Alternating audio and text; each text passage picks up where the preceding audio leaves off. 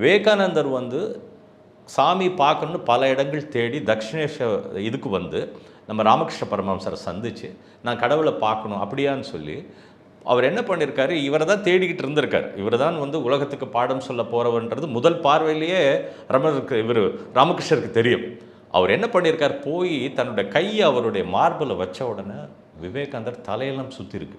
அப்படியே எங்கேயோ பறக்கிற மாதிரி இருந்திருக்கு. வேணாம் வேண்டாம் என்னை விட்டுருங்கன்னு கத்திருக்காரு. அதன் பிறகு தான் விட்டாராம் அவர்.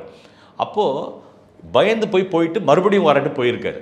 அப்போது அந்த அம்மா வந்து சாரதா அம்மா வந்து கேட்டாங்களாம், ஏங்க இவரை தான் தேடிக்கிட்டு இருந்தேன், இவர் தான் வேணும்னு சொல்கிறீங்க, அப்போ இவருக்கு இப்போவே கொடுத்துட வேண்டியது தானே. அப்போ சொன்னாராம், இல்லை ரமணர் அந்த விவேகானந்தர் அந்த பக்குவத்துக்கு வரணுன்றாராம்.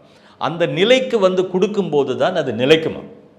அதாவது அது ஒரு ராமதீர்த்தர் ஒரு வார்த்தை வரும், அதாவது பாலைவனத்தில் போயிட்டு இருக்கவன் தண்ணி வேணும்னு தவிக்கும் போது தண்ணி கொடுக்கணுமா. அந்த மாதிரி யாருக்கு கொடுக்கணும், ஞானம் வேணும்னு தவிச்ச நிலையில் இருக்கிறவனுக்கு கொடுத்தால் அது நிலைக்கும், அது அப்படியே அங்கே உறையும் அப்படின்னு சொல்லுவாங்க.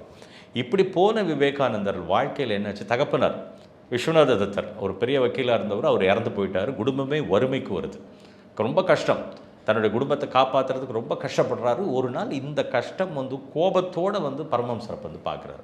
அவர் பாடம் ஏதோ எடுத்துக்கிட்டு இருக்காரு, இதெல்லாம் போய் பாருங்க, நான் எதுக்கு எனக்கு இந்த நிலை வரணும், ஏன் இப்படி வரணும்னு ரொம்ப ஆவேசமாக கேட்குறாரு. அப்போ சுவாமிஜி சொல்கிறார், அப்படியே எங்கிட்ட கேட்காதப்பா, உள்ளே இருக்குது காளி இருக்குது, அதுகிட்ட போய் காளி மாதாட்ட போய் கேளுன்னு. விவேகானந்தர் உள்ளே போகிறாரு, எதுவுமே கேட்க முடியலைங்க, அப்படியே ஃப்ரோசன் ஆயிடுறாரு. அந்த காளியை பார்த்துட்டு அப்படியே அமைதியாகிடுறாரு. திரும்பவும் போகிறார், திரும்பவும் கேட்கல, 3வது முறை போகிறாரு, எதுவுமே கேட்கல. அப்போ தான் அந்த நிலைக்கு வர்றார். அந்த நிலைக்கு வந்த பிறகு தான் பரமஹம்சர் அவருக்கு கொடுக்குற ஞான உபதேசம் பண்ணுறார். அந்த நிலை வர வரைக்கும் அந்த தவிப்பு இருந்திருக்கு. இதுதான் சுவாமி விவேகானந்தருக்கு. அப்போ தான் சொல்லுவார், வந்த உடனே கொடுத்துடணும் அப்படின்னா நீ விவேகானந்தராக இருக்கியான்னு கேட்பாராம். நீ அந்த நிலையில் இருக்கியா? அப்படி வந்த உடனே இது பாருங்கள், ஒருத்தருக்கும் ஒரு பாடம் இருக்குங்க. இது ரொம்ப முக்கியமான ஒரு விஷயம். எங்கள் ஐயா டிஜிஎன் ஐயா இதை அற்புதமாக சொல்லுவார்.